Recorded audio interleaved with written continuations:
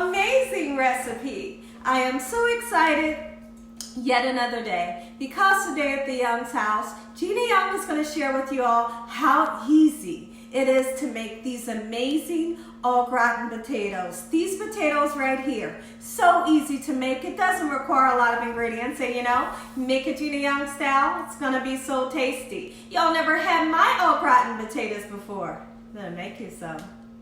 Here are the lovely ingredients you will need. The first thing that you will need is some potatoes, and right here in this wok, you might not be able to see them right now, but I have 12 large potatoes that we have peeled and we've washed with cold water. We're going to slice those babies down. You're going to need some milk, and when I make au gratin potatoes, honestly, I love to use evaporated milk. Evaporated milk is going to give you a really rich flavor. Okay, so we have 3 cans of evaporated milk, and we have something really interesting. I know, it's so interesting. I have some cream of chicken soup. We're going to use some cream of chicken soup. Now, there's one ingredient I forgot to put here, but it's never too late. We're going to use a little bit of onion.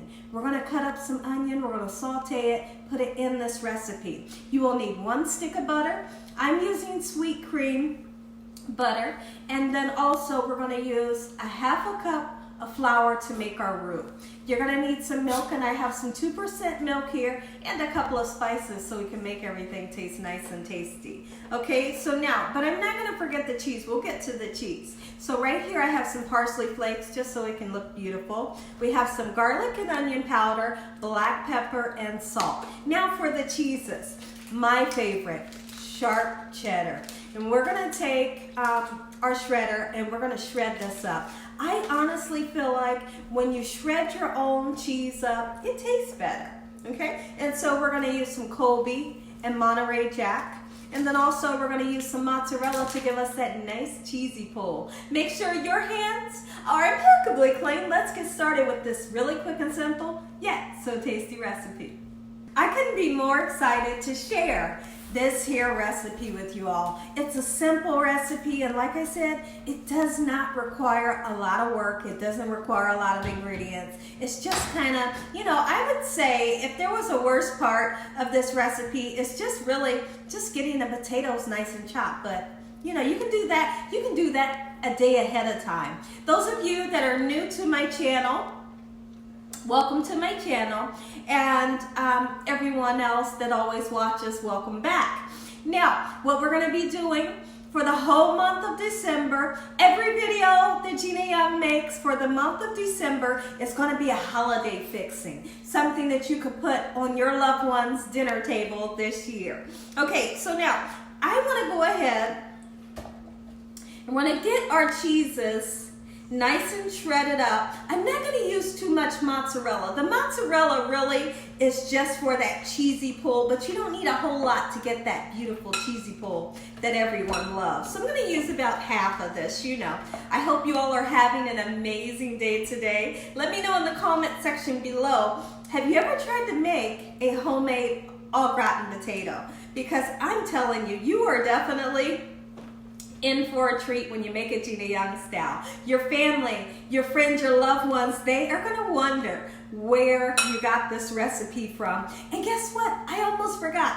There's another really interesting ingredient that we're going to put into these au gratin potatoes, and that's going to be sweetened condensed milk. Now, before some of you freak out and say, sweetened condensed milk, is it going to make it sweet? No, it's not. It's going to really give you that umami flavor. Make them say, Mommy, where did you get this recipe from?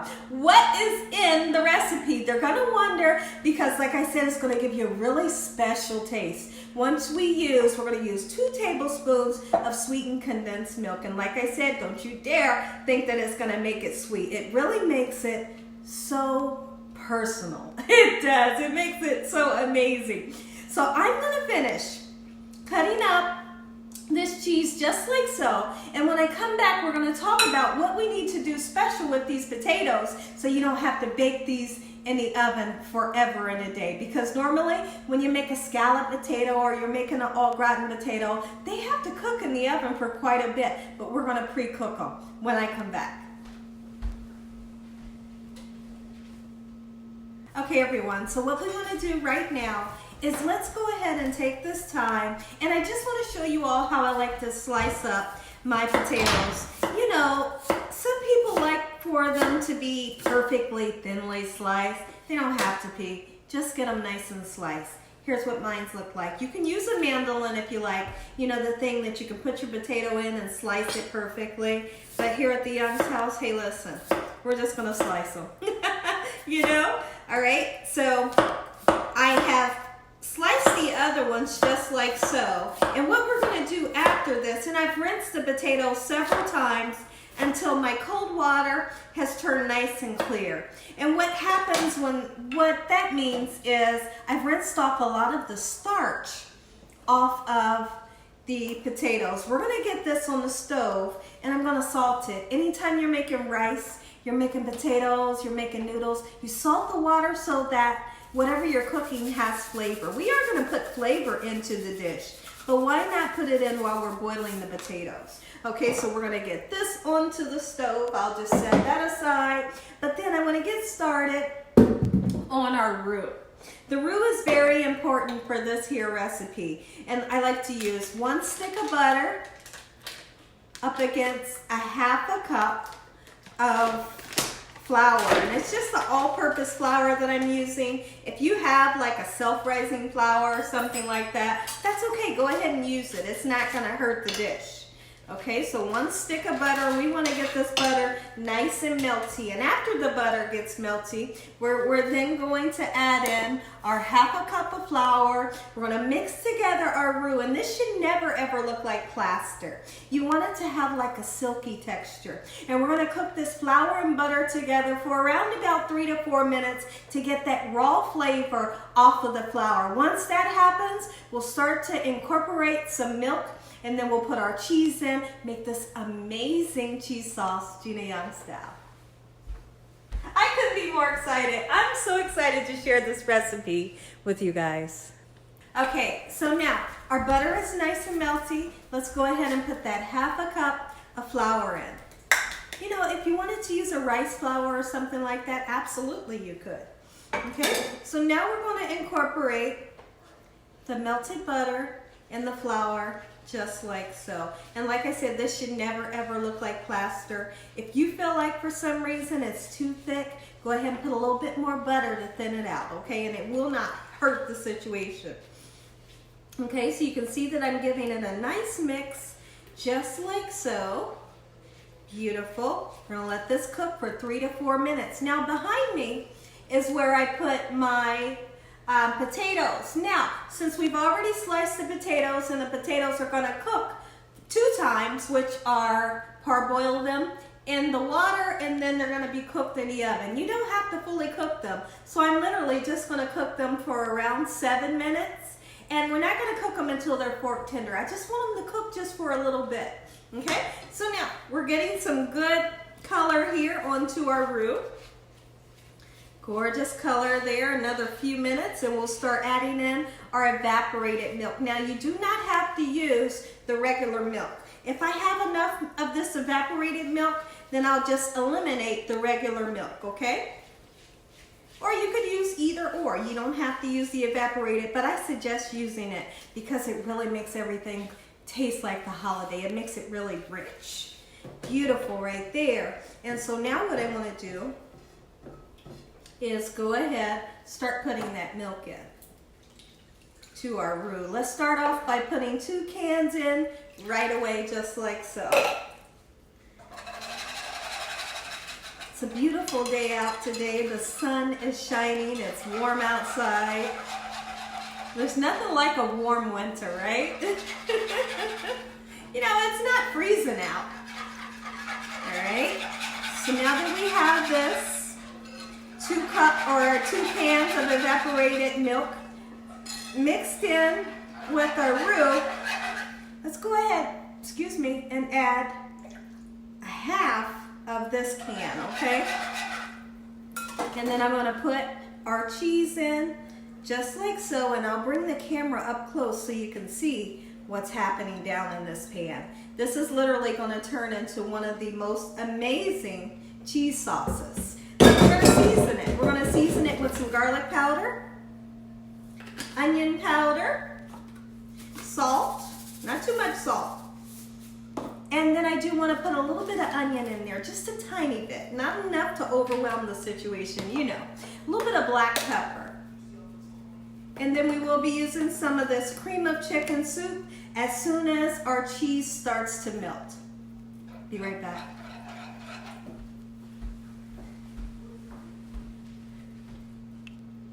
Okay, I want you all to get up close and personal on our cheese sauce. Now, you can use a half a can, you can use a whole can. I'm going to use the whole can of the cream of chicken. Now, it does not have to be cream of chicken. This can be cream of mushroom soup. It really makes for an amazing sauce. Whoa, I'm really going over. Look at this. Like, my cheese sauce is way up top, but I'm just going to be careful. I don't want to spill it everywhere. I probably should have grabbed a bigger pan, but we'll work it out. That's what soap and water's for. We'll get that up. Okay, so this is going to begin to melt, and then we'll go over and check on our potatoes. Okay, so I switched pans for all of the people that was yelling at me in the background saying she should have used a bigger pan. So we got a bigger pan. Okay, so now here's what I want to do. Let's go ahead, and I'm just going to use a house tablespoon. All right, and we're going to use 2 of these sweetened condensed milk. Now I want you all to think about my recipe for my macaroni and cheese where I used sweetened condensed milk in it, and everyone went nuts over the recipe. They loved it. That's why I had to try this recipe. So I tried it a month ago using the sweetened condensed milk, and everybody at my house could not stop eating this. They could not figure out what was in it, and they were so happy. So I would not ever make this ever again without the sweetened condensed milk in it. Now that we have a cheese sauce, I don't want you to worry about making sure that every piece of cheese is nice and melty, because this is going to go in the oven, and you bet if it's not already melted, it's going to melt. Okay, so now we're going to check in on our potatoes, and let's see if I'm happy with the consistency. We're at the larger stove and we're checking in on our potatoes. They've been cooking for about 7 minutes. Let's see how they feel. I know I said consistency, and that really wasn't the word that I was looking for. But I can't say fork tender, you know, because that's not what I want my potatoes to be. Well, I feel like they could cook for another 3 minutes. After 3 minutes, we'll drain them in our colander, just like so, and we'll add the cheese sauce. Put the rest of the evaporated milk in just to kind of thin our cheese sauce out just a little bit. So now what I want to do is go ahead and cut up some onion. Let's get just a little bit cut up. You don't need a whole lot, just a little bit so you don't overwhelm the recipe, okay? And this onion, believe it or not, it's going to really give you an amazing, interesting taste to your au gratin potatoes. I like to do that to people. I like to feed stuff to people, and then they just wonder. And then they just wonder like, ooh, what is that flavor that I'm tasting, because it's so good and I want another bowl. That's what I like to do to people when I feed them. Okay? I want their minds to wonder. What did she put in this?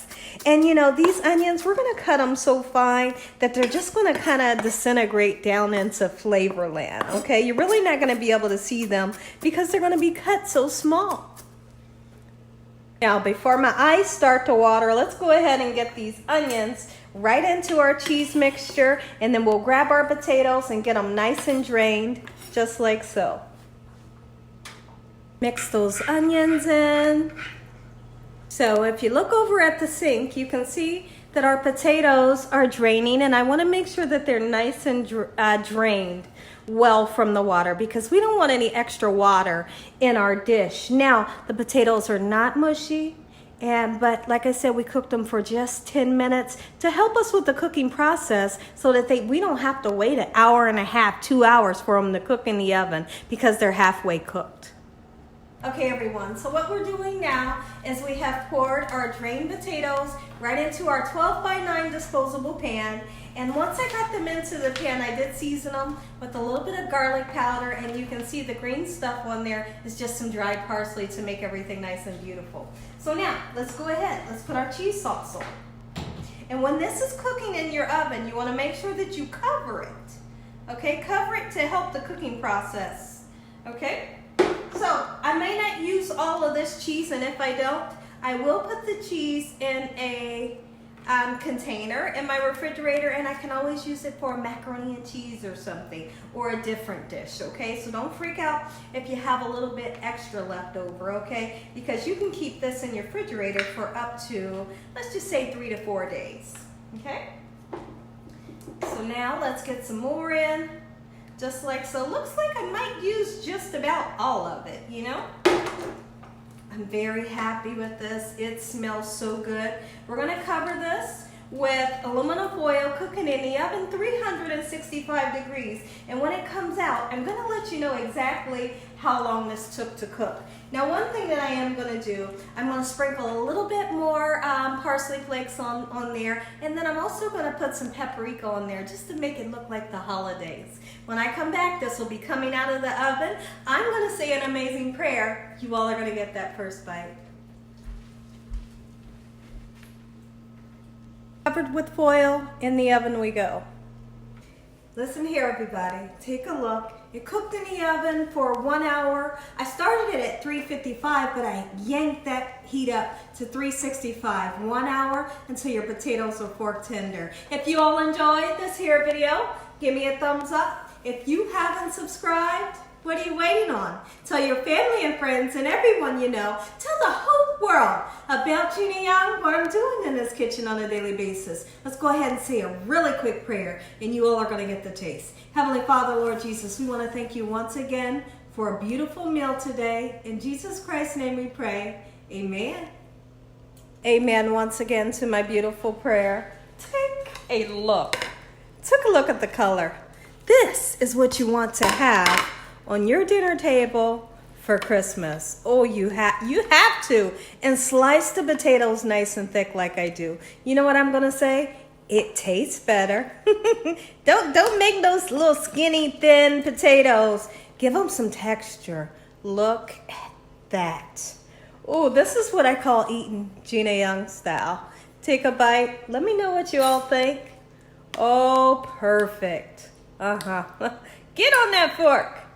Ooh, and as always, God bless you all. Thank you all for watching. God bless. Good night.